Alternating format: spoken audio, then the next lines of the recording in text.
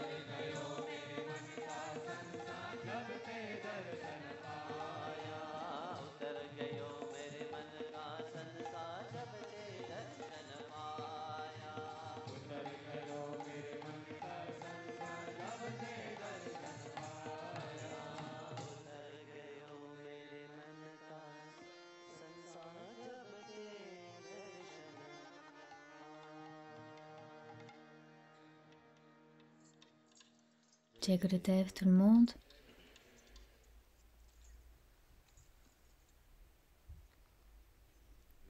Nous étions juste en train de chanter et prenant refuge au pied de lotus de Bhagavan, qui enlève tous les doutes. Mais très souvent, j'ai entendu « Guruji, je fais tellement de choses et pourtant, le mental est toujours très actif. » Et vous dites que pour caler le mental, quand vous faites votre japa, votre sadhana, quand vous faites votre méditation, il doit se passer quelque chose, non? Et pourtant, alors que vous faites tout cela, quand vous pratiquez, tout va bien, mais dès que vous arrêtez de le faire, le mental revient à son état normal. Ce mental est très compliqué, non? Vous êtes d'accord avec moi?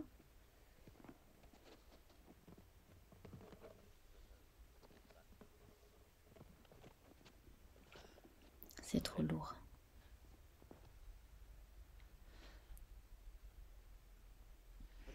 Mais c'est la nature du mental, non? C'est grâce à cette nature du mental que le monde a progressé. Si le mental n'avait pas fait ce saut, il n'aurait jamais progressé. Tous les progrès du monde n'auraient jamais eu lieu. C'est à cause de cela que, vous savez, vous avez des questions. Imaginez que vous n'ayez aucune question à l'intérieur de vous. Vous ne feriez que stagner. Rien n'aurait changé dans ce monde. On serait toujours aujourd'hui comme au Moyen Âge. Mais à cause du mental, vous avez permis au mental de faire ce saut, de devenir quelque chose. Et c'est pourquoi nous avons ce monde. Le mental peut donc être créatif ou destructeur. Cela dépend vers quoi votre concentration est-elle dirigée. Dans ce bhajan, c'est un kirtan en fait, je me suis rendu compte lorsque j'ai eu ton darshan que mon mental s'était calmé. Vous voyez, pour recevoir le darshan, c'est pas une chose facile. Nous pensons que nous recevons le darshan, vous venez maintenant, vous allez recevoir le darshan, et vous aurez le darshan, oui. Mais pour que cette véritable transformation ait lieu, il doit y avoir de la bhakti. Pour qu'un véritable darshan ait lieu, il ne suffit pas juste d'entrer dans le temple et de dire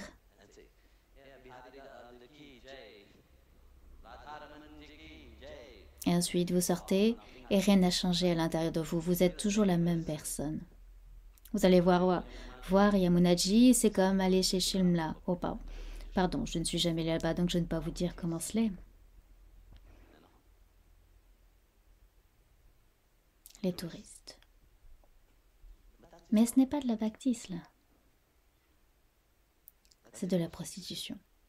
Même dans la Bhagavad Gita, Krishna a dit c'est de la prostitution.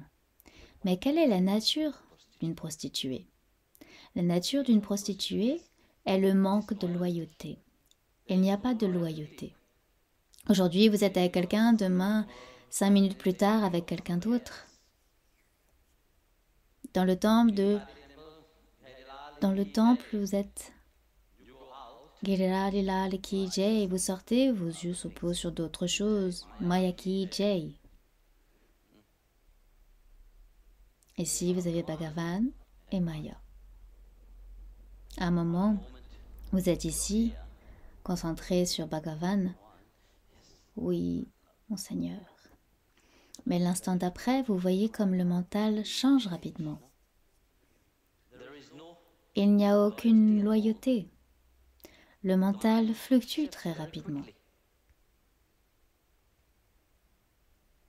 Et c'est ce que l'on doit faire pour que la dévotion se manifeste vraiment. Nous devons calmer ce mental. Nous devons le centrer sur les pieds de lotus de Giridhariji et du Sadguru. En fait, cela ne demande pas grand-chose. Dans ce monde, nous sommes très occupés, nous n'avons jamais le temps. Même pour s'asseoir, nous avons du temps pour tout le reste. Que faites-vous avant de vous coucher? Quelle est la dernière chose que vous faites? Vous avez le darshan de votre mobile, non?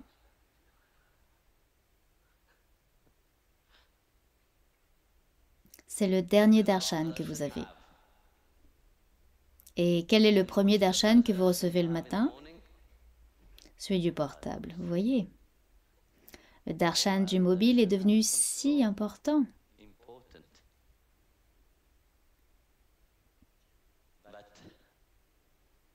Vous y consacrez une grande partie de votre temps. Et le Guruji vous dira ensuite de prendre du temps, de vous asseoir dans votre lieu de prière. Mais Guruji, nous n'avons pas de lieu de prière. Vous avez un endroit où vous pouvez vous asseoir tranquillement, faire quelques prières, parce que dans toutes les maisons hindoues, nous avons un endroit de prière. Dans toutes les maisons de dévots, il y a un lieu de prière, Pujagal. Quelle sera la réponse? Non, il y a trop de monde. Vous avez peut-être une ou deux femmes. Non, peut-être une. Donc, il y a beaucoup de monde dans la maison. C'est très difficile. Vous commencez à méditer, vous ne pouvez pas. Vous commencez à faire votre nam japa, mais vous n'y arrivez pas. Que faites-vous? Vous arrêtez de le faire. Non, je n'ai pas le temps. Non, nous le ferons plus tard. Et ensuite, tout le temps est consacré à votre téléphone portable. Vous n'avez pas de temps pour votre famille, ni pour votre femme, votre mari. Mais avec votre téléphone portable, vous avez le temps. Cela doit changer. Des choses doivent changer dans votre vie. Si vous voulez vraiment et sincèrement transformer votre vie,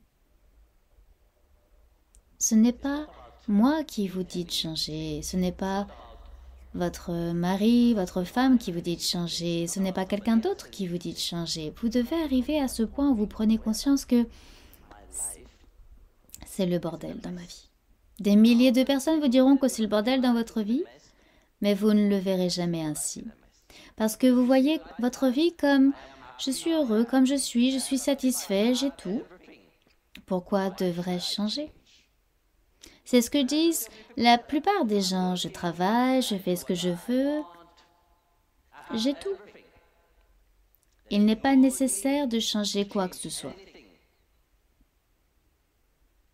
Parce que vous n'avez jamais été confronté à vous-même. Vous avez été confronté avec tous les autres, mais avec vous-même, vous ne vous êtes jamais confronté à vous-même. Je ne parle pas de celui que vous voyez dans le miroir. Je ne parle pas de celui que vous regardez et que vous reconnaissez même pas. Qui est cette personne? Un jour c'est ainsi, le lendemain c'est comme ça, vous ne savez pas. Qui est ce moi? Et c'est ce que la spiritualité vous permet de réaliser.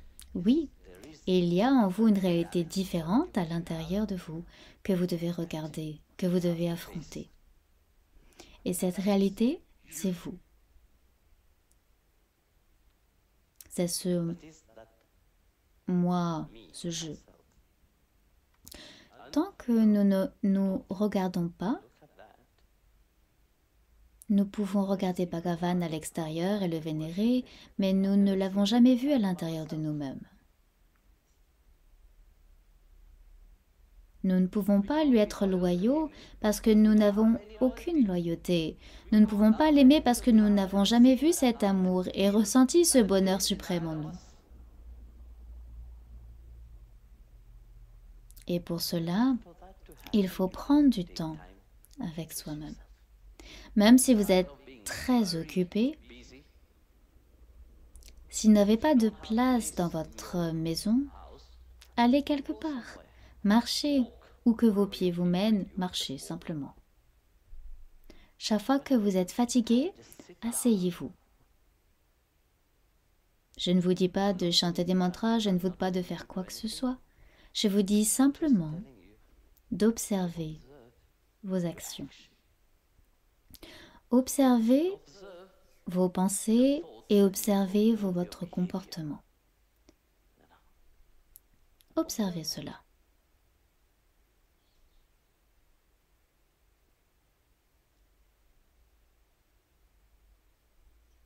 Faites-le pendant 5 minutes, puis repartez. Continuez à le faire. Il y aura un moment où vous serez face à face avec vous-même et vous vous rendrez compte que, mon Dieu, je pensais être une bonne personne. Vous devrez faire face à vos démons. Vous devrez d'abord faire face à votre propre négativité. Ce n'est pas la bonté extérieure qui est masquée par tant de choses. Non. Vous devrez affronter ce qu'il y a de plus profond au fond de vous. Ce que vous ne voulez pas voir, vous devrez l'affronter. Pour que vous puissiez grandir, pour que vous puissiez vous éveiller, vous devrez faire face à cette réalité. Tant que vous ne faites pas face à cette réalité, vous ne vous éveillerez jamais. La bhakti ne s'éveillera pas juste comme ça. La bhakti n'est pas un spectacle extérieur. Nous montrer de l'extérieur, nous pouvons le faire. Tout le monde le fait. Nous le voyons tout autour de nous. Mais lorsque vous êtes confronté à la réalité, alors vous devrez vous transformer. Et lorsque cela commencera à se produire, même si le monde entier est contre vous, il y aura toujours cette forte détermination à l'intérieur. Et puis, le soir, vous observez ce que vous avez vécu dans votre vie. Observez votre journée en sens inverse. Vous ne vous souviendrez peut-être pas du tout, car vous voyez très souvent, nous oublions. Vous vous souviendrez, ah oui, je me suis réveillée, j'ai bu mon thé ou mon café. Et ensuite, vous essayez de vous souvenir, qu'est-ce que j'ai fait ensuite? Qu'est-ce que j'ai fait ensuite? La plupart du temps, vous avez oublié, mais ça n'a pas d'importance. Regardez ce que vous pouvez vous souvenir, juste ce que vous vous souvenez. Et vous verrez alors que, ah, j'aurais dû faire ceci comme ci ou cela ainsi. N'essayez pas de changer cela. Ce que vous auriez dû faire, c'est déjà du passé, laissez-le. Ne pensez pas, demain, je le ferai différemment. Non, laissez les choses se faire. Donc, par juste ces deux choses, qui sont très simples, vous savez, c'est un exercice très simple. 5 minutes le matin, 5 minutes le soir. Et cette transformation intérieure pourra vous faire avancer d'un pas et vous préparer à recevoir la grâce de la bhakti elle-même. Sinon, nous faisons toujours semblant, vous savez. Et puis nous disons, oui, nous sommes sur le chemin de la dévotion, nous avons de la bhakti en nous, nous savons qui est Bhagavan. Oui, de façon intellectuelle, on le sait, mais nous n'avons pas eu le darshan. Le véritable darshan, chaque fois que nous avons Bhagavan lui-même, de sa propre initiative, accourra pour vous donner le darshan. Il vit à l'intérieur. Mais nous sommes tellement occupés, vous savez, avec notre mental. Nous sommes tellement pris. Et très souvent, vous verrez que, vous voyez, les gens qui ont tellement d'éducation et qui savent tout, malgré cela, même s'ils savent les choses de façon intellectuelle, ils ne possèdent pas cette qualité. Cela me rappelle une histoire. Un jour, un homme très riche, il avait tout dans sa vie. Mais il lui manquait une chose, la tranquillité d'esprit. Il n'avait pas cette satisfaction profonde. Il passait donc d'un gourou à l'autre. Il allait d'un saint à l'autre et demandait « Comment puis-je obtenir Shanti? Comment puis-je ressentir cette paix? Comment puis-je ressentir l'amour de Dieu en moi ?» Chacun lui donnait son rituel, son mantra, sa sadhana à suivre. Il le faisait pendant un certain temps, mais il n'était pas satisfait. Et il en avait tellement marre qu'il a dit « N'y a-t-il pas une seule personne qui puisse m'aider ?» Et un homme a dit « Vous voyez, il y a ce sadhu baba qui est assis sous l'arbre. Les gens disent que c'est un être réalisé. Peut-être qu'il peut vous aider. D'accord, j'ai tout essayé. Essayons aussi celui-ci. Il a dit d'accord, j'apporterai un sac avec des cadeaux pour lui. Il a donc apporté un sac rempli de bougies, de bijoux, d'or, de diamants, de rubis, d'émeraudes et tout le reste. Il a amené cela au sadhu.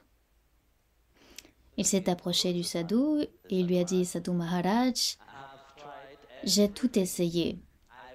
Je veux éprouver cette profonde satisfaction. Je veux être dévoué, mais avant tout, je veux avoir la paix de l'esprit. Pouvez-vous me la donner? Maharaj l'a regardé, le sadhu l'a regardé. Il a dit oui. Quand? Maintenant. Ah, maintenant. J'ai cherché partout. Pendant des années et des années, j'ai cherché. Personne n'a pu me donner la paix de l'esprit. Et vous dites que maintenant, vous allez me la donner? Oui, maintenant je vais vous la donner. Et il a fermé ses yeux. Puis il s'est dit, ok, je devrais peut-être moi aussi fermer les yeux.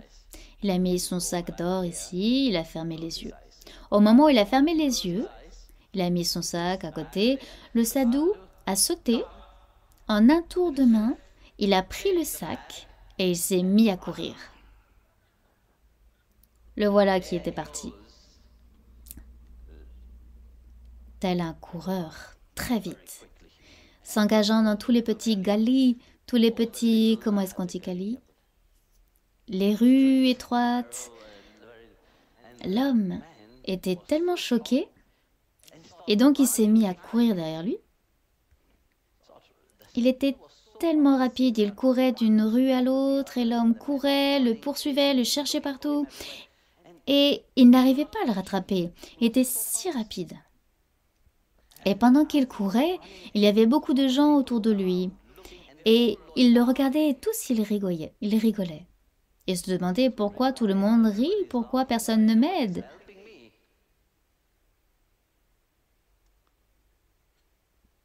Donc, alors qu'il courait, il est finalement revenu au même arbre. Et en regardant, il a vu le sadhu qui était là, assis, avec le sac à côté de lui. Il s'est approché, il a commencé à balancer quelques mots gentils au sadhu.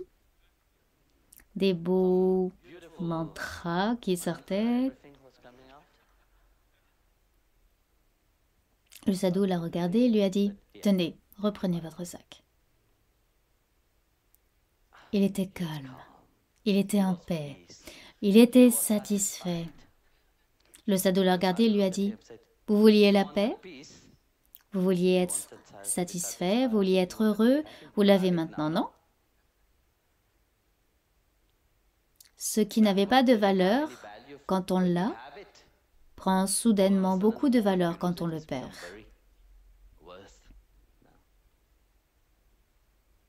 C'est donc dans le même état, vous voyez, qu'est le mental de l'homme. Donc, lorsque nous empruntons la voie de la bhakti, nous devons nous abandonner, nous devons lui abandonner complètement notre mental. Pour que l'amour s'éveille, il ne s'agit pas juste d'une simple compréhension de l'amour. Nous confondons les émotions, nous confondons le drame du monde extérieur avec la véritable bhakti, cet état de bonheur suprême qu'est l'amour véritable. Et seuls ceux qui ont véritablement abandonné leur mental avec loyauté, le mental doit devenir loyal. Le mental n'est pas comme une prostituée qui vagabonde de droite à gauche. Lorsque le mental est complètement dédié, c'est alors que ce qui est au plus profond de soi pourra s'éveiller. C'est ce que l'on appelle Sharanagati, l'abandon. Alors, Jai Gurudev, tout le monde.